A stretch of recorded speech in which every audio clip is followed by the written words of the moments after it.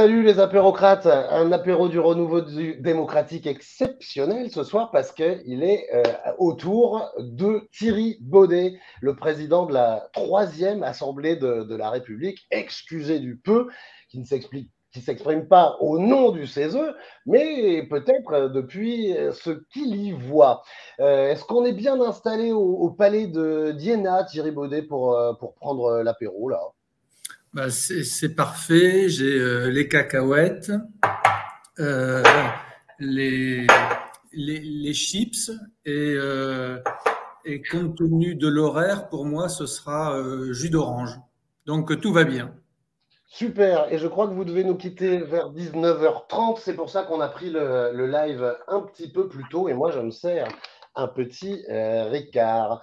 Si vous êtes là avec nous, c'est parce que Thierry Baudet, vous avez eu la gentillesse de nous envoyer début février un exemplaire de votre bouquin qui s'appelle Repoussons les frontières de la démocratie, à l'intérieur duquel il y a plein d'idées assez passionnantes pour faire respirer la démocratie, et à l'intérieur duquel vous tirez un constat qui est assez proche de celui qu'on tire chez les apérocrates. Vous voyez à l'écran, tout se passe comme si la démocratie représentative n'était plus qu'une coquille vide, ni crédible, ni désirable. Ça, ce sont vos mots, Thierry Baudet.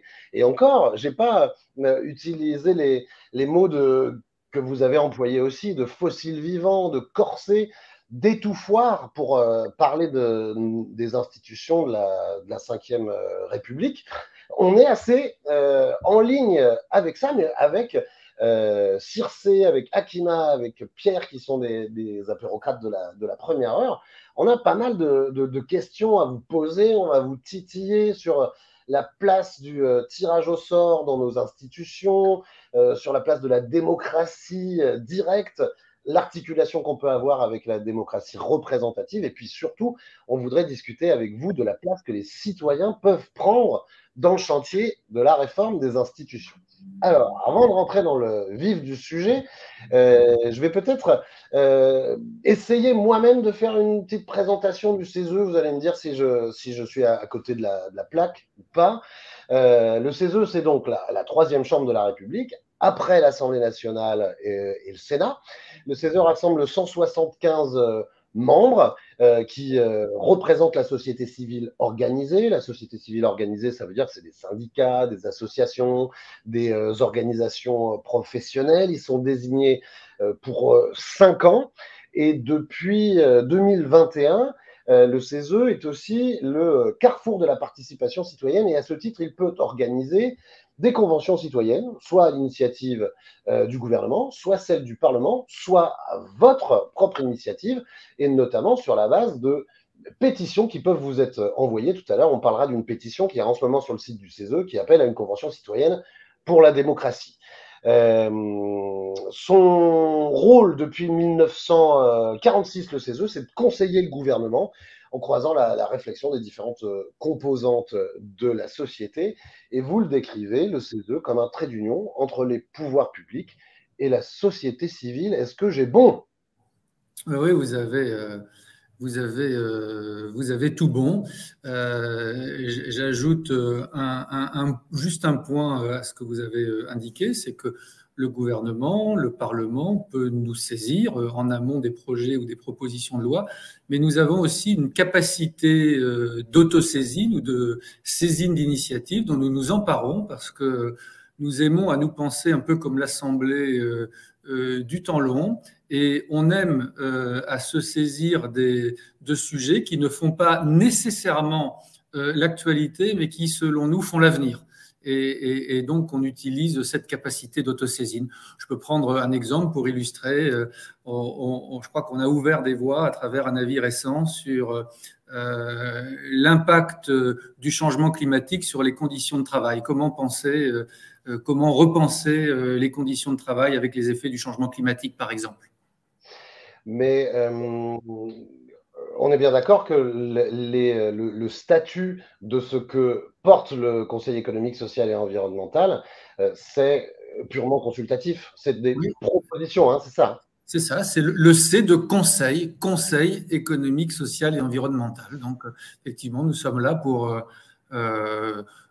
tirer des constats, formuler des conseils. Et ce que nous essayons de faire, compte tenu de la diversité des membres qui composent notre assemblée, c'est d'essayer de dire sur des sujets qui peuvent diviser, jusqu'où nous sommes parvenus à converger.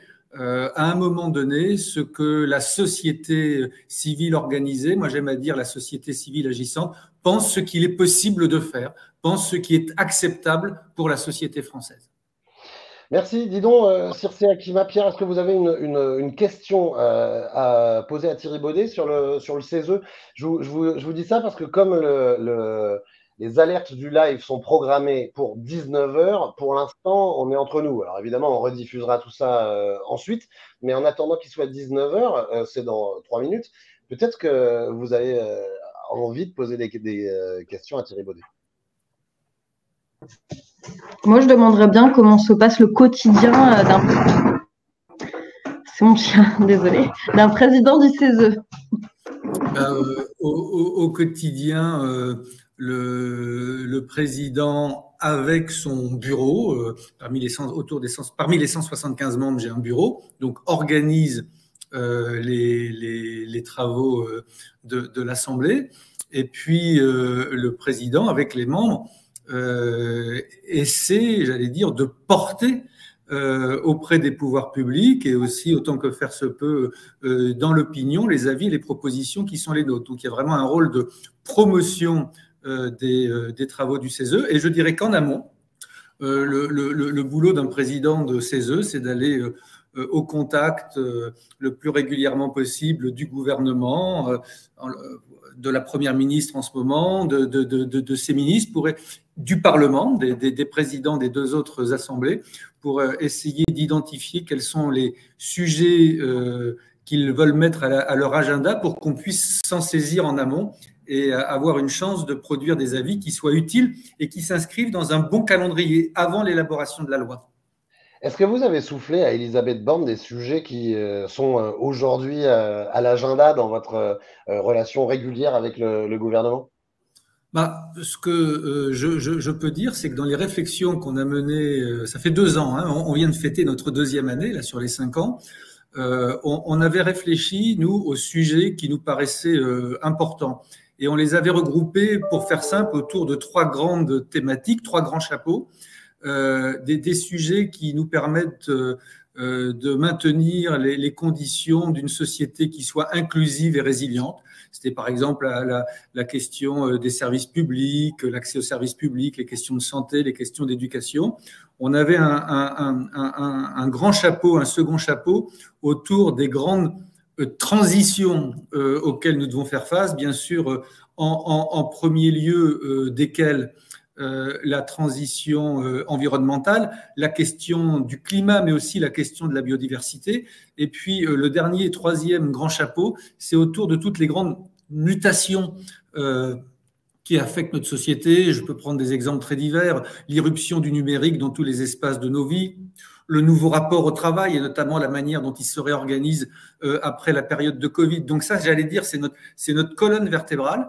Et en 2 ans, la question environnementale s'est vraiment imposée plus que ce que nous l'avions imaginé nous-mêmes il y a 2 ans dans l'ensemble de nos travaux. Et on porte un peu ces sujets-là. Et là, on a eu des saisines récentes, par exemple, du ministre Christophe Béchu sur, par exemple, les politiques de l'eau.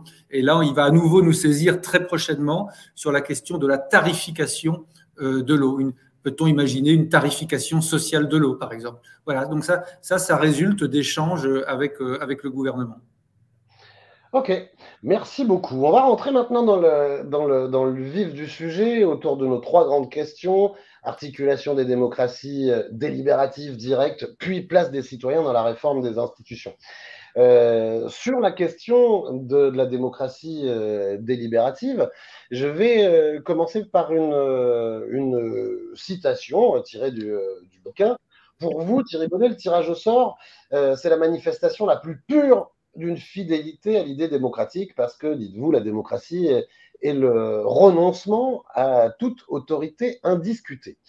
Mais pour vous, qui avez organisé déjà deux conventions citoyennes, celle sur le climat, après le mouvement des Gilets jaunes, après le grand débat, dont une grande partie des propositions a été détricotée avant d'arriver à l'Assemblée nationale, et puis plus récemment, celle sur la fin de vie, qui vient de se terminer, et on verra bientôt le sort qui sera réservé aux propositions qui émanent des citoyens, dont je rappelle que 75% d'entre eux plaidaient en faveur de l'aide active à mourir.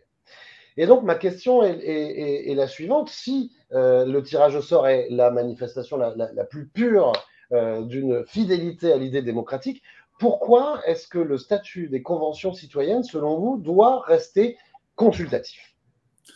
Alors, premier élément, dans la présentation, vous avez repris des termes que j'ai utilisés en disant que, effectivement, la démocratie représentative pouvait apparaître comme une coquille vide, non désirable, et j'ai même utilisé le terme de corset ou d'étouffoir. La réflexion qui est la mienne aujourd'hui, elle ne vise pas à disqualifier la démocratie représentative, mais elle vise au contraire à imaginer des dispositifs nouveaux qui, in fine, puissent renforcer la démocratie représentative. Je voulais dire ça parce que c'est mon postulat. Comment renforcer la démocratie représentative? Comment la rendre à nouveau désirable? Voilà, ça c'est le premier point. Le deuxième point, il faut dire d'où on parle, même si j'ai essayé de coucher quelques idées dans un court essai. Moi, je me pense davantage, j'allais dire, comme un praticien que comme un théoricien de ces sujets-là. Et avant de répondre à votre question, pour répondre à votre question, je dirais que finalement, si on fait un petit retour, un petit retour arrière, celles et ceux qui nous ont précédés, ils se sont, j'allais dire, battus pour le suffrage universel. Il a fallu, par exemple, un siècle pour qu'une fois le suffrage accordé aux hommes, ce suffrage, on l'accorde aux femmes en 1945. Mais il me semble qu'au cours de cette période, ce combat, il traduisait un désir, une passion pour la démocratie, une envie de participer. Et il me semble qu'au fil des ans, ce désir démocratique, il a fini, j'allais dire, un peu par s'éroder, par s'étioler derrière ce droit acquis au suffrage universel. Et moi, l'idée que j'ai, c'est si ceux qui nous ont précédés, ils se sont battus, pardon, je vais prendre une image sportive pour qu'on ait le maximum de joueurs, les hommes et les femmes, aujourd'hui, il faut se battre pour que toutes celles et ceux qui peuvent jouer se réengagent et jouent.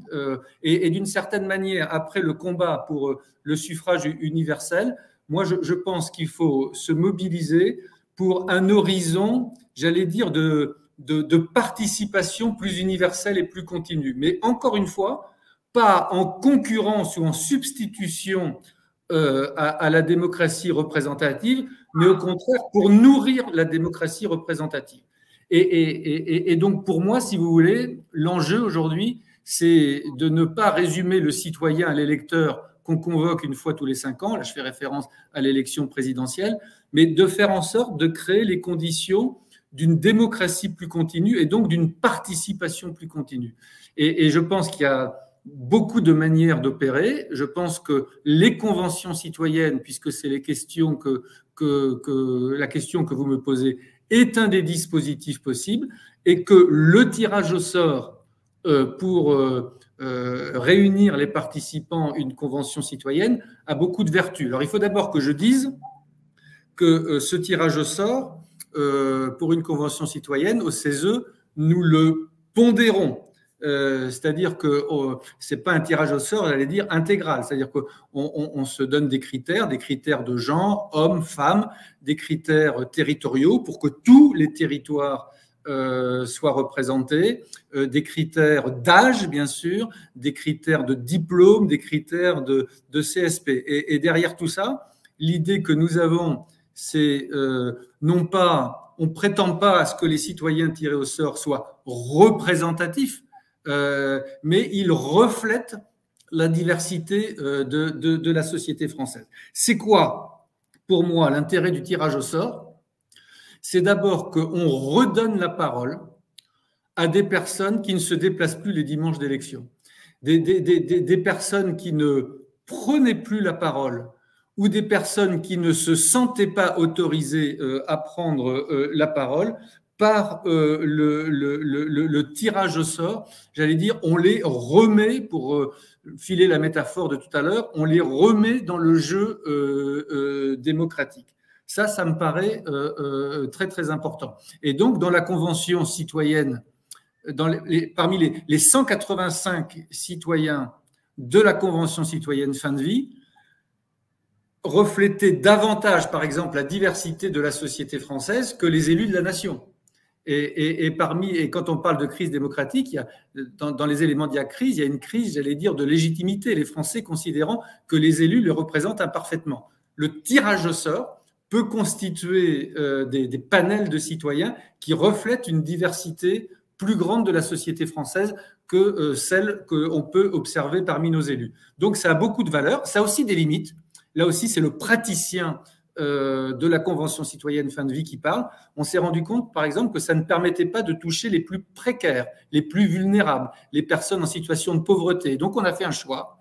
On a travaillé avec ATD Quart Monde, pour que ATD Quart Monde nous aide, je mets des guillemets, à recruter 8 personnes qui sont en situation de grande vulnérabilité, là en l'occurrence de grande pauvreté. Et donc parmi les 185 citoyens, il faut que je fasse la soustraction, il y en a 8 qui n'ont pas été tirés au sort, mais qui sont venus par le canal d'ATD Quart Monde, parce qu'on a pensé qu'il fallait que si on voulait prétendre refléter la diversité de la population française, il fallait aussi qu'on donne des espaces de parole aux personnes là complètement sorties du jeu et qui ne s'autorisent plus à la prendre. Merci beaucoup. Il y a une première réaction qui nous arrive, mais on la garde pour tout à l'heure. C'est une convention citoyenne sur la démocratie. Ça nous amènera à notre troisième question. Est-ce que l'un ou l'une d'entre vous, Circé, Akima peut-être, a envie de relancer Thierry Baudet sur cette question et notamment le statut des propositions d'une convention citoyenne? Très bonne question. C'est vrai que le peu d'impact qu'a eu la Convention citoyenne pour le climat sur le plan législatif laisse un peu le public déçu par cette expérience. Donc, est-ce qu'il est possible d'envisager que les responsabilités et les compétences du CESE puissent être étendues, par exemple, ou en tout cas que le statut du Conseil soit révisé. Merci Akima. Thierry Baudet. Alors, sur la Convention citoyenne climat, j'étais pas au CESE, je l'ai pas vécu de l'intérieur. Mais comme j'ai été aux premières loges pour l'organisation de la Convention citoyenne fin de vie, je dis simplement, et quand je vois l'ensemble des choses auxquelles il faut penser, je me dis que nous n'aurions pas su faire fin de vie, la Convention citoyenne fin de vie comme nous l'avons faite, si nous n'avions pas fait la Convention citoyenne climat dans notre pays avant. Ça, c'est le premier élément. Le deuxième élément, il se trouve que le CESE français, c'est pas une exception française. Il existe 75 CESE à travers le monde, 24 sur le territoire européen et 23 dans l'espace francophone. Et ce que je peux vous dire, c'est que quand je rencontre mes homologues, la question qui me pose, c'est « mais comment vous avez fait pour faire la Convention citoyenne climat ?» Donc je veux dire quand même qu'on peut bien sûr, il faut pointer les limites, mais moi je commence par dire que c'est une grande innovation démocratique. Est-ce que cette innovation démocratique était parfaitement pensé? Est-ce qu'il n'y a pas eu un certain nombre d'erreurs qui ont été commises? Est-ce qu'il n'y a pas légitimement des frustrations qui se sont exprimées? À toutes ces questions, la réponse est oui, mais je voudrais quand même qu'on retienne la grande innovation démocratique que ça a été, et c'est vécu comme tel, et c'est vécu comme tel par celles et ceux qui nous regardent. Alors moi, ce que je crois, hein, je tire le fil de ce que je vous disais. Moi, je m'inscris pas dans une compétitivité des légitimités, mais moi, je m'inscris dans ce que j'appelle la nécessité d'un nouveau continuum démocratique ou d'un nouveau chaînage démocratique. Et en fait, je trouve que quand on parle de démocratie, on a l'obsession de la décision, du moment où il faut trancher. En fait, moi, il me semble que la question majeure, c'est de réfléchir à la façon dont se construisent les décisions. Et ma conviction profonde est la suivante. Dans les sociétés qui sont les nôtres, qui sont informées, éduquées, si la décision appartient à celles et ceux qui ont la légitimité de l'élection, la construction de la décision, elle appartient à la société tout entière. Pour le dire autrement, si le dernier mot appartient aux élus, le premier mot, il appartient à la société, et la qualité du dernier mot, la qualité de la décision, elle dépend beaucoup de la qualité des premiers mots. Et donc moi, quand on parle de participation citoyenne, quand on parle de convention citoyenne, mon obsession, c'est de créer les conditions d'une véritable délibération. Pour moi, une convention citoyenne, c'est l'exact opposé d'un sondage où on va recueillir une expression spontanée. C'est tout le contraire de la pensée réflexe. C'est une pensée construite, une pensée réfléchie. Et moi, ce qui me paraît important pour une convention citoyenne, dans la logique hein, qui est la mienne, c'est d'en définir le cadre. Moi, pour les citoyens qui étaient là, le président du CESE que je suis, il a l'obsession du débouché de cette convention citoyenne. Alors, l'obsession du débouché, c'était avant d'accepter de l'organiser. Moi, j'ai tenu à ce que le gouvernement, la première ministre qui nous a saisis, sur proposition du président de la République, elle s'engage le moment venu à donner une suite aux travaux de cette convention citoyenne et à revenir le moment venu devant les citoyens pour dire ce qui avait été fait de la convention citoyenne, ce qui avait été retenu et le cas échéant, ce qui n'avait pas été retenu et pourquoi. Ça, c'était l'élément de clarification du côté de ceux qui passaient la commande. Et j'ai aussi tenu expérience de la Convention citoyenne climat à ce qu'on clarifie auprès des citoyens le cadre et le rôle qui allait le leur. Donc, on a dit aux citoyens, et d'ailleurs, quand je dis on a dit, c'est la première ministre qui est venue leur dire, c'est la présidente de l'Assemblée nationale qui est venue leur dire que, et effectivement, ils étaient là pour formuler des propositions, que s'il y avait une demande qui était faite, c'était bien pour en tenir compte, mais que ça n'engageait pas l'exécutif ou le législatif à reprendre sans filtre.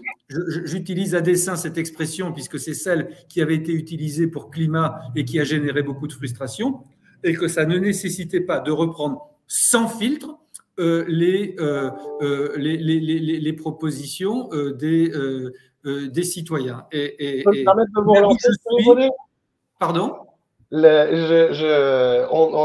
a beaucoup avancé. On a vraiment plein de questions à vous poser. Pardon, on a bien entendu. Il n'est pas question que ce soit sans filtre, mais vous avez une obsession du débouché. Néanmoins, je pense que Pierre a une petite relance que je t'invite à faire très courte, Pierre, pour qu'on passe aux deux autres questions qui suivent. Pierre.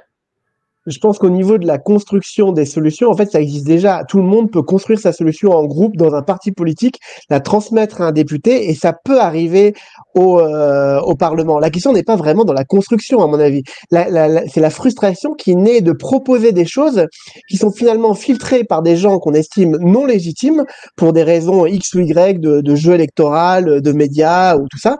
Et finalement, je pense que la construction des solutions, c'est un outil, la Convention citoyenne, mais la réalité, c'est qu'on peut le faire. Nous-mêmes, on peut construire au sein d'organismes, d'associations et tout ça, on peut construire les solutions et on peut les communiquer. Donc, je pense que le problème aujourd'hui n'est pas dans la construction des solutions, mais bien dans la décision qui n'appartient pas aux citoyens. Alors, là, vous m'avez interrogé sur la Convention citoyenne, donc j'ai répondu sur la Convention citoyenne. La Convention citoyenne n'est pas l'alpha et l'oméga de la participation citoyenne. C'est un dispositif parmi d'autres, et vous avez raison. Si vous voulez mon avis, moi, le premier élément de participation citoyenne, c'est la capacité des citoyens à s'organiser. La capacité des citoyens à se regrouper dans des associations, dans des mouvements, dans des syndicats. Ça, pour moi, c'est de la participation citoyenne. Ce sont des citoyens qui s'organisent pour porter des combats et tout ça relève aussi, à mes yeux, de la participation citoyenne. Et donc, encore une fois, la Convention citoyenne est un facteur parmi d'autres. Après, encore une fois, c'est peut-être un point de désaccord entre nous. Je reviens sur la Convention citoyenne. 185 citoyens tirés au sort, reflétant la diversité de la société française, n'ont pas de légitimité particulière pour décider. Je le pense. Mais par contre, je pense que celles et ceux qui ont la légitimité de décider, c'est ceux qui ont été élus. C'est ma conviction personnelle. C'est eux qui doivent avoir le dernier mot. La question, c'est de leur apporter des éléments pour nourrir cette décision. Merci beaucoup, c'est clair. Effectivement, parmi les apérocrates, il y a plein de gens qui ne défendent pas cette ligne-là. Mais là, il y a Serge Olivier qui nous demande si vous seriez donc en faveur de l'initiative législative citoyenne. Ça m'amène au sujet qu'on devait aborder ensemble, la démocratie directe. Dans le bouquin, votre position, j'ai trouvé un petit peu floue sur le RIC qui était demandé par les Gilets jaunes, soutenu par visiblement une majorité des Français. Vous dites que le RIC est envisageable, mais qu'il est loin d'être suffisant. Et vous liez ça à une forme de crainte du populisme qui ouvre la voie au totalitarisme. Quelle place, Thierry Baudet, peut-on laisser, et Circé relaiera vos réactions sur ce sujet dans un instant, quelle place peut-on laisser à l'initiative et à la capacité de décision par référendum? On voit que même le référendum d'initiative partagé sur les retraites n'a pas pu avoir lieu. Quelle possibilité de décision pour le peuple dans son ensemble vous imaginez dans une démocratie qui respire? Vous m'autorisez à faire de la provocation pour commencer, et après je vais pondérer mon propos.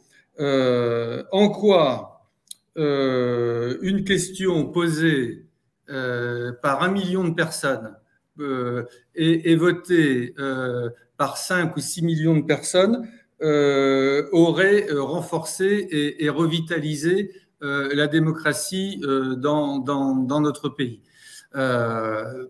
Je suis pas convaincu. Après, je vais d'abord faire une observation. C'est pas pour évacuer le sujet, mais je vais faire une observation. Dans notre pays, jusqu'à ce jour, il me semble que les référendums, quand on demande là encore une fois de trancher une ou plusieurs questions, de faire des choix, se sont souvent plutôt traduits par des périodes d'hystérisation que des périodes de débat construits. C'est le sentiment que j'ai. Alors moi, pour autant, quand je dis ça, la démarche du RIC, elle me paraît vraiment importante parce que je pense que cette démarche, elle témoigne du sentiment, d'ailleurs qui n'est pas, oui, du vécu, du ressenti, que les vrais sujets ne sont pas toujours sur la table. Et derrière, derrière le RIC, il y a la volonté de faire émerger ces sujets. Et de ce point de vue-là, c'est un instrument qui me paraît vraiment extrêmement important. Mais là encore, dans le mode de raisonnement qui est le mien. Je ne sais plus comment a été formulée la question. Une possibilité, je ne sais plus, c'était la question. Quelle place il y a une question écrite que je ne vois plus, c'était sur la question d'initiative. Oui, la question de Serge était celle-ci. Vous seriez donc en faveur de l'initiative législative citoyenne. En l'occurrence, le RIC législatif, qui était un des aspects des demandes de RIC que portaient les Gilets jaunes. Donc, si je comprends bien, si l'initiative législative citoyenne, si c'est trouver des moyens plus contraignants qu'aujourd'hui pour mettre à l'agenda du Parlement des sujets que les Français veulent voir traités alors que les politiques ne l'ont pas mis eux-mêmes à l'agenda politique, ma réponse est oui.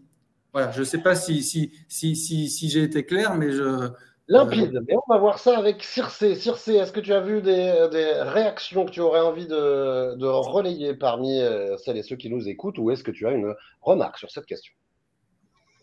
Oui, en fait, c'est là où c'est intéressant, comme vous le savez, de travailler avec des associations qui sont sur le terrain, parce qu'il y a quand même un côté quantitatif dans la société.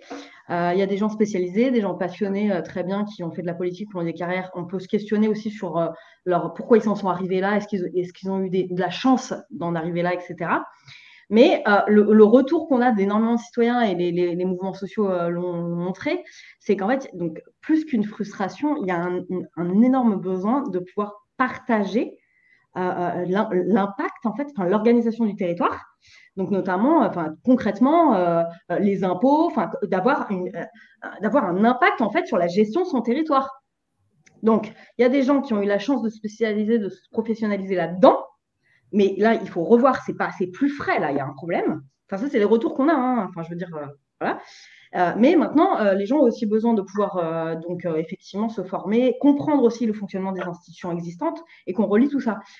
Mais là, il faut vraiment se dire que, en fait, on ne peut pas participer dans une démocratie si on n'a pas d'impact. Et c'est vraiment un sentiment qui est partagé par, mais je dirais, 90% de la population. Donc, comment est-ce qu'on fait? Certes, on ne parle pas de partager toutes les décisions peut-être, mais là, il va falloir réfléchir à comment partager les décisions. Parce qu'en fait, ça clôt le débat, il est fermé. Les gens, moi, je travaille dans la participation citoyenne. Si les gens n'ont pas d'impact, ils ne viennent pas. Voilà. Comment faire pour partager les décisions? Mais alors, moi, je pense, si vous voulez, que quand on parle de démocratie, je ne suis pas sûr de répondre à votre question, mais je pense que ça relève de la même logique, ce que je vais dire. Il ne s'agit pas uniquement de démocratiser les institutions, mais de démocratiser la société tout entière. Et démocratiser la société tout entière, c'est faire confiance. Et je pense que dans la culture de notre pays, on ne fait pas confiance. Et moi, faire confiance, c'est par exemple, je parle depuis le CESE, donc vous ne serez pas surpris, c'est créer les conditions d'émergence de corps intermédiaires plus puissants qu'aujourd'hui. Créer les conditions de corps intermédiaires qui, à certains moments, peuvent apparaître comme des contre-pouvoirs. Créer les conditions d'émergence d'associations plus puissantes, de syndicats plus puissants, de mouvements plus puissants.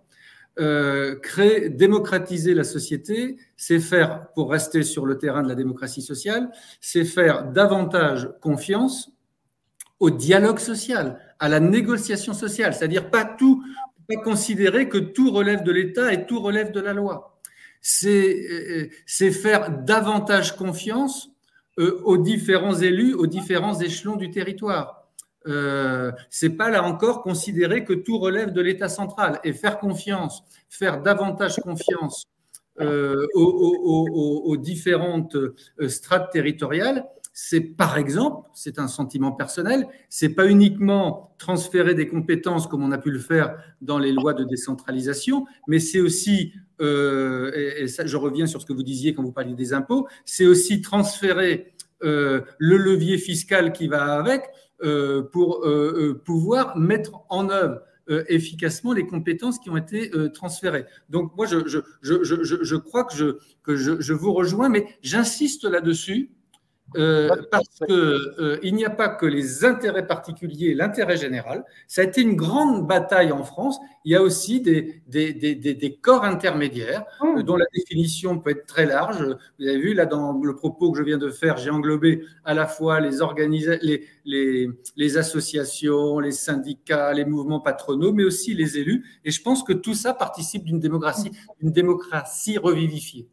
Mais juste ce que j'ai vraiment juste envie de rajouter, c'est que le problème, c'est que là, on signale aussi aux institutions, parce que du côté de la société civile, pour travailler vraiment dans la facilitation territoriale et en suivant les assemblées au national des Gilets jaunes, etc., on est déjà plus en avance que les institutions, mais vraiment. Donc en fait, attention, parce que là, il y a un gap qui fait qu'il y a des mouvements sociaux qui vont devenir, pas violents, mais je veux dire, il y a un décalage où on doit se raccorder, là, on doit s'aligner. Il y a vraiment. Donc là, c'est un signalement. Moi, la confiance, c'est vraiment mon cœur de sujet. Donc, je suis d'accord, vraiment. Je travaille avec les mairies pour ça, enfin, et avec les métropoles, etc. Donc, mais là, il y a un décalage. Et ça avance plus vite que les institutions. Courte réaction, Thierry Baudet, on passe au troisième sujet. Thierry Baudet, je vous disais, vous avez le droit évidemment à une courte réaction à ce que vient de dire Circé. Et ensuite, on passe au troisième sujet. Pardon. Non, mais sur là d'où je suis, sur les gilets jaunes, un peu, j'ai franchement perçu d'abord que ça rassemblait de très nombreux Français, que ça exprimait la colère, la frustration que des sujets majeurs pour les Français n'étaient pas à l'agenda politique ou n'étaient pas traités comme les Français le souhaitaient. Donc tout ça, je pense que c'était très fort. Ce que j'ai aussi relevé, me semble-t-il, c'est que chaque fois qu'un gilet jaune a voulu prendre la parole au nom du collectif des Gilets jaunes, il a été immédiatement disqualifié par l'ensemble des Gilets jaunes. Et du coup, comme une espèce de négation de la notion, à un moment donné, de représentation. Et je ne vois pas comment on peut faire fonctionner une démocratie si, à un moment donné, on nie la notion de représentation. Merci beaucoup Thierry Baudet. Il y a une question qui nous tient particulièrement à cœur, qu'on voulait vous poser, et il reste très peu de temps pour ça, mais on a vraiment envie de vous entendre. C'est la question de l'association des citoyens aux réflexions qu'on est en train d'avoir. Ils sont 82% les Français à vouloir être associés au changement de la règle du jeu politique, que ce soit réécrire la Constitution ou changer les institutions. Vous écrivez à ce sujet, en matière de démocratie, il n'existe aucune vérité déjà là, aucune autre vérité que celle que nous inventons et sur laquelle nous accordons. Il nous faut redéfinir un peuple, redéfinir le pouvoir. Ma question, c'est qui est ce nous? En ce moment, sur le site du Conseil économique, social et environnemental, il y a l'appel à une pétition, et il y a une pétition qui appelle à l'organisation d'une convention citoyenne sur la démocratie.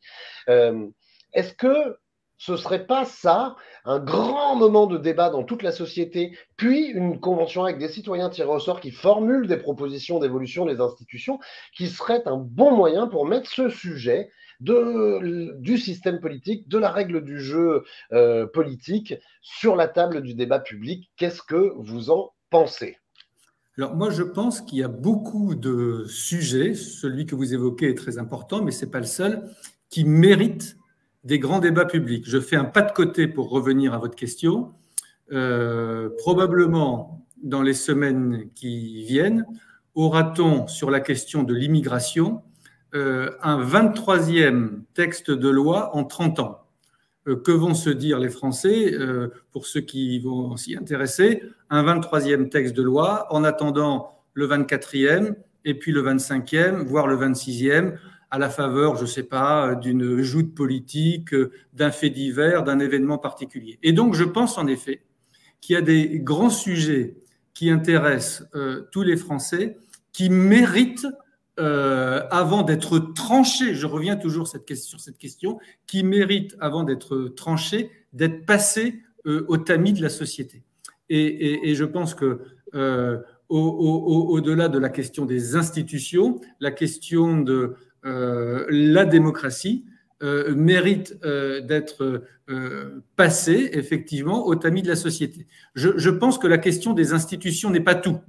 Je pense que dans le cadre institutionnel actuel, on peut faire évoluer notre culture démocratique et notre pratique démocratique. Je pense qu'il ne faut pas considérer que la réforme des institutions aurait une forme d'effet magique sur la redynamisation de notre démocratie. Ceci étant dit, la question du fonctionnement démocratique et donc la question des institutions en fait partie, je pense, mérite en effet, selon des modalités qu'il faut définir. Vous avez proposé, la pétition propose une convention citoyenne, peut-être on pourrait imaginer un dispositif autre, je ne sais pas, des assises de la démocratie ou je ne sais quel autre dispositif, mais en effet, c'est un sujet sur lequel les Françaises et les Français doivent pouvoir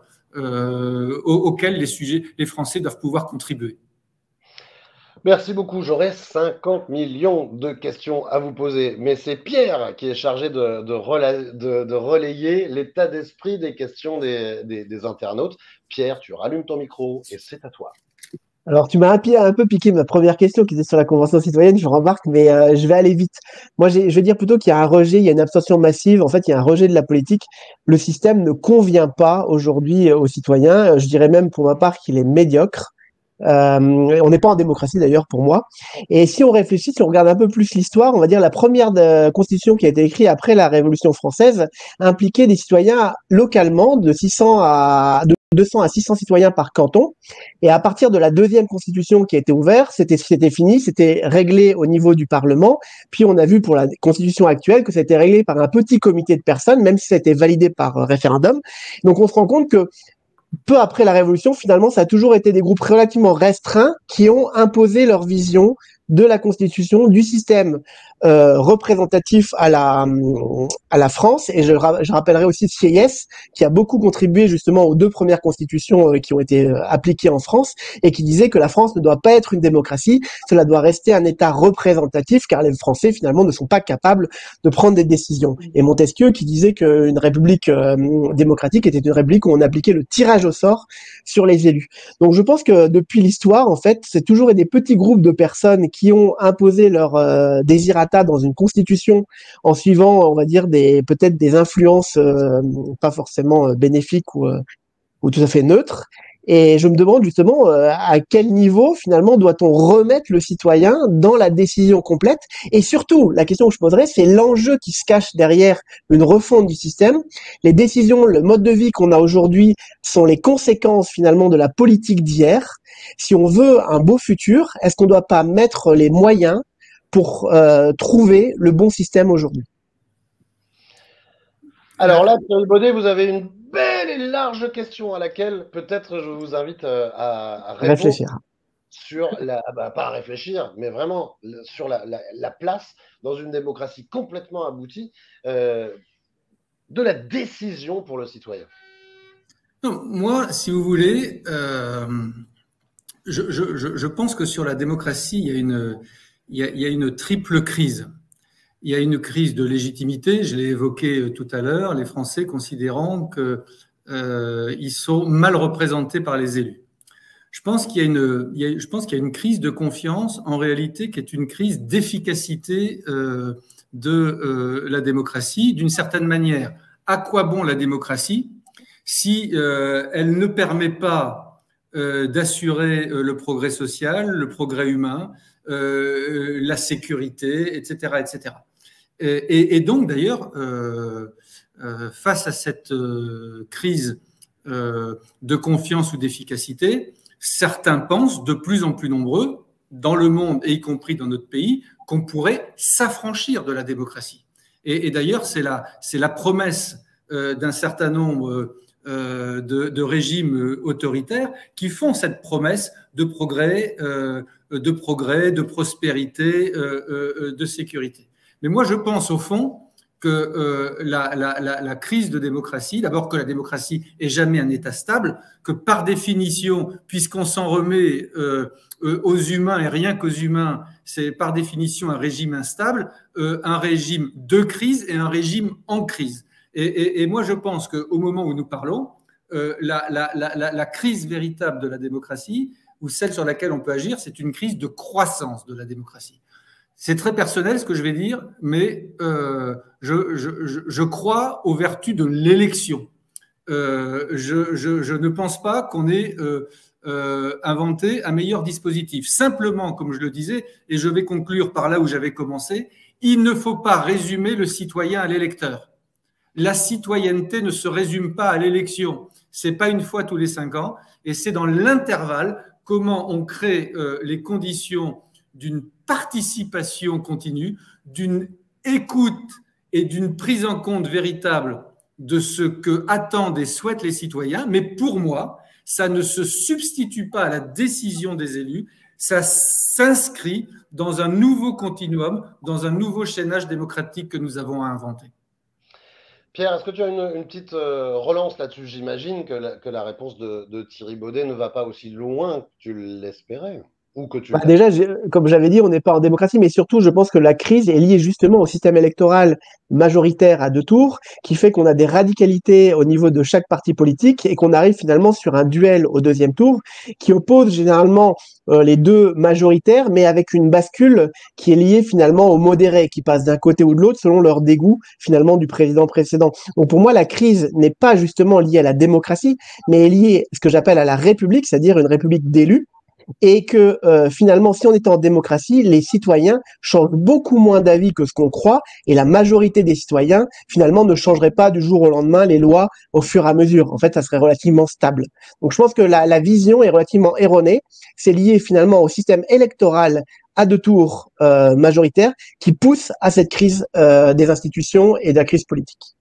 Thierry Baudet, ce sera votre dernier mot parce que vous devez partir. Alors, je vais finir sur ma vision erronée, pour reprendre vos mots. Mais d'ailleurs, dans le petit jingle d'introduction de cette émission, j'entendais pas content, pas content, pas content, pas content. Moi, j'ai envie de vous dire 2 choses. Un, que j'étais d'abord content d'avoir cet échange qu'on pourrait prolonger.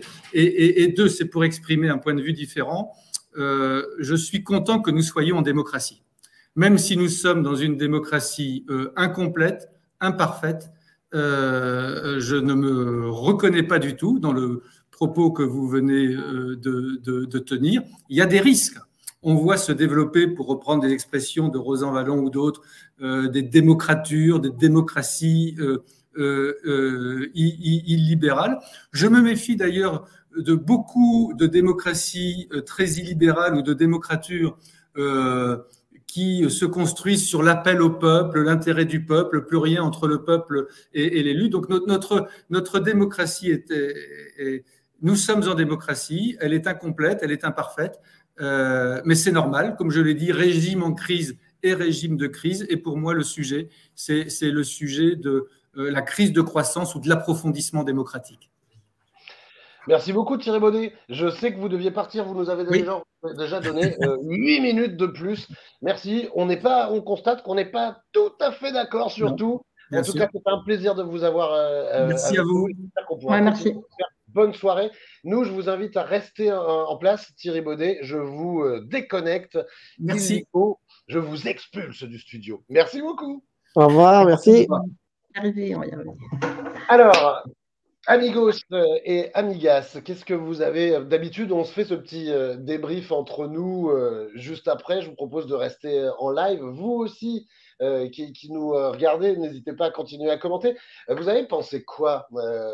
On est d'accord sur l'idée qu'il y a besoin de respiration démocratique, mais je crois que ça bloque sur la centralité de la représentation par les élus, et 2, sur l'accès à la décision pour les citoyens quand même.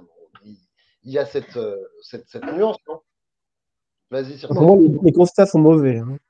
Moi, si je peux intervenir, c'est que c'est marrant parce qu'il utilise quelque chose qui m'intéresse aussi, en tout cas, c'est la confiance, en fait, cette notion de confiance. On pourra en faire des thèses. Hein.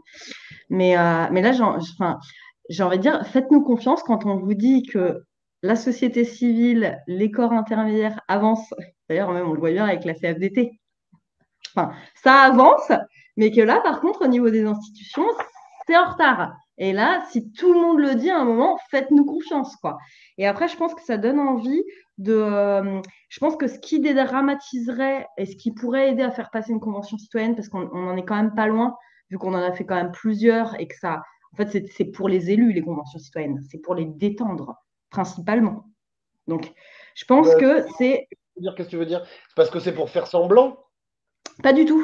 C'est qu'en fait, justement, ça permet de dédramatiser que quand on tire au sort un nombre de citoyens diversifiés, en fait, on ne chamboule pas tout forcément. On affine et justement, c'est plus stable qu'on l'imagine finalement. Et on peut se raccorder et décider ensemble. Et ce que je veux dire justement, c'est ça, c'est qu'à mon avis, du côté des institutions, il faudrait affiner ce qu'on entend par décision. Parce que là, on voit bien que lui, ça le crispe. Et je pense que si on affine en disant qu'il y a certaines décisions qui peuvent être partagées et certaines qui doivent être dans la main de spécialistes, là, on affine en fait. Et on se détend et on se fait confiance. Ouais, toi, tu penses que de dire aux On représentants. partage la décision, ça veut tout et rien dire. C'est trop. C'est trop. Et même moi, je ne suis pas forcément convaincue qu'il faille tout partager. Un spécialiste pourra mieux décider de moi que moi sur certains sujets. Moins bien. Pierre, tu veux dire un truc? Et puis Akima, je sais que tu as eu des galères de connexion, mais je voudrais bien avoir ton point de vue, Pierre. Bah moi, je pense que bon, c'est un produit du système, grosso modo, il défend le système dans lequel il a vécu. Quelque part, on a beau lui dire que Montesquieu, il appelait pas notre pays une démocratie, et puis il y a quand même toujours ce langage de se rapprocher au dire que dire on est une démocratie et du coup déjà on est bien en fait. En fait, vu que la démocratie existe déjà et qu'on l'applique, en fait finalement on peut pas voir l'autre système.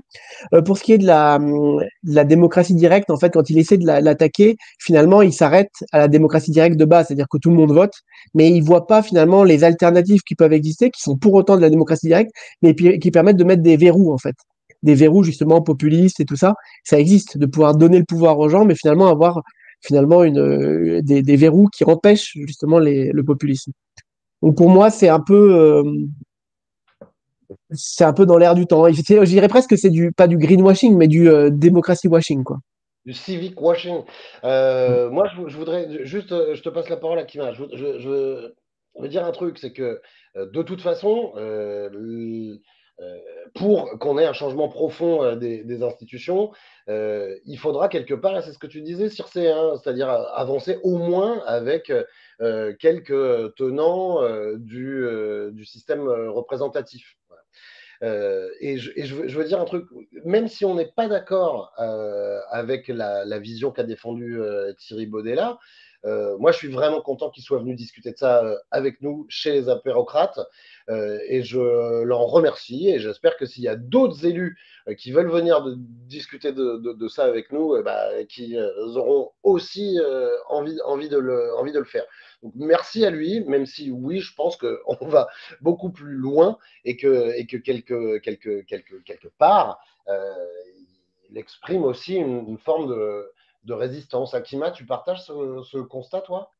Oui, je partage. Après, je comprends sa position. Je pense qu'il défend aussi l'institution qu'il essaie de faire grandir. Et de ce que j'ai compris de ce qu'il nous a dit, c'est il fait un travail de lobbying de manière très informelle sur l'acceptation de voilà pas des décisions, mais de l'ensemble des propositions qui peuvent voilà qui peuvent sortir du CESE. Après, moi, c'est sûr que je défends quelque chose de plus radical. Et là où j'étais pas d'accord avec lui, c'est qu'une démocratie directe n'est pas forcément un populisme. Et elle n'est pas forcément directe sur tous les plans et dans tout son fonctionnement. C'est-à-dire, et pour moi, la mise à l'agenda, ça suffit pas. Ouais. Les problèmes publics, ça suffit pas parce que il y a toujours un déséquilibre, quoi qu'on dise.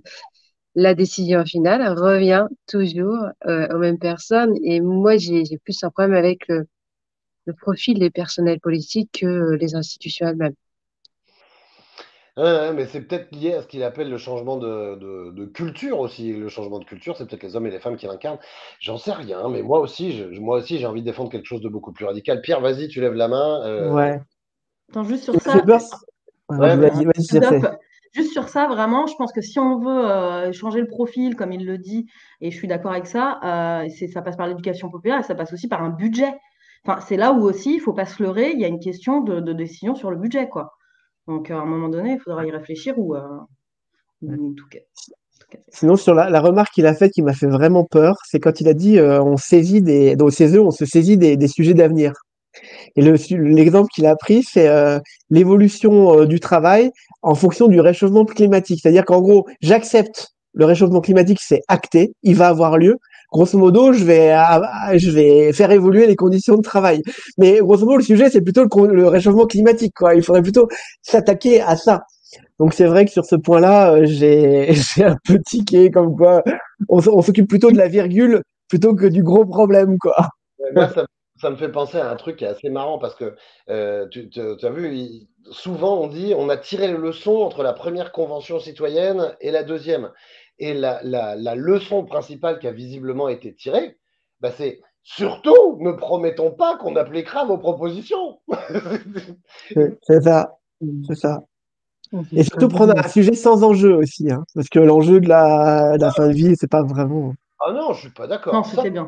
Ça, c'était pour le un peu coup, c'est culotté. vraiment un sujet compliqué Ouais. qui est lié à l'intime. Non, non, non, moi je trouvais que c'était un chouette Non, sujet. mais pour le gouvernement, les retraites ou le travail, tout ça, c'est des sujets avec enjeu. La fin de vie, le gouvernement, il s'en fout un peu, quoi, en fait. L'immigration, là, c'était aussi un peu triste, quelque Ouais, part. ouais. Ah, il y a eu quand même des sondages qui montraient bien que dans l'ensemble, ça arrivait en cinquième position de sujet.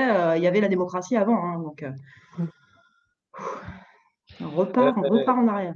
Est-ce que vous avez un dernier point de vue, là, ceux qui nous suivent en ce moment, puis sinon on va aller vers la fin de cet Bah, échange? d'après André, de toute façon, tôt ou tard, il faut une convention citoyenne. Ouais, je l'ai vu ici. Ouais, Akima, tu as eu encore un problème de Non. connexion. J'affiche Non. le message d'André ici. Un dernier petit. Oh, tiens, t'es 2 fois avec nous! Eh ben, écoute, je sais pas pourquoi. En fait, je alterne entre mon téléphone et ma tablette pour essayer de m'en sortir.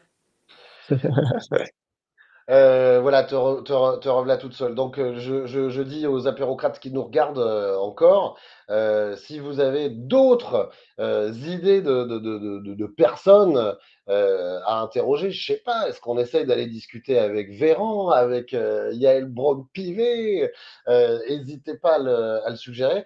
Et Pierre, euh, aussi, je vais me permettre une petite critique pour la route. Voilà. Vas-y, vas-y. Pose des questions plutôt que de dire je suis pas d'accord avec toi. Bah, en fait, tu m'as piqué ma question, je te rappelle, hein. C'est toi qui as parlé. Moi, je devais parler de l'action des citoyens, l'implication des citoyens dans la décision en parlant de la convention citoyenne. Et j'ai vu que tu as fait hop. Hein. Merde. En fait, j'étais stressée parce que je voyais bien que mon téléphone il est en surchauffe et je ne sais pas pourquoi. Et j'ai des messages sur mon téléphone qui me dit qu'il est en surchauffe. Donc déjà que j'ai galéré à me connecter, j'ai paniqué. Je suis désolée. Pas de souci, c'est pas grave, on s'en fiche. Et puis Pierre, je te remercie quand même parce que c'était bien aussi de tenir ce propos de radicalité. Voilà. Ouais. Tiens, on me propose Laurent Berger ou Sophie Binet, ou même, tiens, moi j'aimerais bien Martinez, maintenant qu'il est un peu détendu, peut-être détendu, parce qu'il n'est plus à la tête de la CGT, ce serait marrant. Puis en plus, il est rigolo avec ses moustaches qui a l'air pas sympa, mais en fait, il peut être rigolo. Euh, Sinon, on pourrait inviter aussi la candidate au législatif, c'est à Paris. Comment elle s'appelait, celle qui avait fait de la démocratie là à fond, euh, Yves Villepin? Merde, Guitry Ah de oui, Villepin, Guitry de Villepin, Guitry ouais, ouais, Villepin. c'est intéressant. Ouais. T'as raison. Tiens, il y a M qui nous dit bonjour. Comment on participe? Bah, comme ça, M. En envoyant, un message. Mais là, Thierry Baudet nous a quittés. Il devait partir à Ou tu, 19h30. On va garder ou tu jusqu'à. peux rejoindre les apérocrates sur Facebook aussi. Absolument, M. N'hésite pas à rejoindre les apérocrates sur le groupe Facebook. Bon, ben, merci à tous les trois, à toutes et tous les trois. Circe, tu peux reprendre une activité normale. Tu avais dit que tu voulais te barrer avant 20h. Ça te tombe bien. Kitri a beaucoup bossé sur la démocratie déjà, on me Encore, dit. hein. séance spéciaux, Oui, de trouver et des gens un ouais, peu. vas-y. Je dis juste, ce serait sympa de trouver des gens aussi hors de nos sujets, enfin hors de nos sujets, on va dire, hors de nos gros réseaux, et justement pour confronter en toute détente, finalement. On tapait dessus. Non, justement, Alors, on va essayer de trouver des points communs en étant fiers aussi de nos convictions, quoi. Voilà. absolument. Bah, écoutez, merci beaucoup encore tous les trois. Merci à tous les apérocrates qui nous ont suivis. Je suis un expert en démocratie. Je bosse dedans. Super. Tiens, c'est marrant comme. Ok, ok. Pour Tu votre bosses à profit. l'intérieur. Bah, c'est super de finir là-dessus. On est en mode apéro. Ah ouais, je vois aussi, Akimax, ça te fait plaisir. Tiens, dernier avis, oui, il faut en discuter avec eux, avec les élus, notamment pour les convaincre. Il y a ma première, merci, vraiment, c'était sympa. Facebook user, on est ravis. Serge qui nous dit merci les apérocrates. Les apérocrates, ça continue en ligne sur Facebook. N'oubliez pas qu'on peut aussi proposer des tweets d'initiatives citoyennes et proposer des sujets pour nos prochains échanges. Je vous remercie et je nous remets un petit coup de générique pour qu'on puisse s'en aller avec le petit son de Pas content qui a rendu le président du CESE pas content.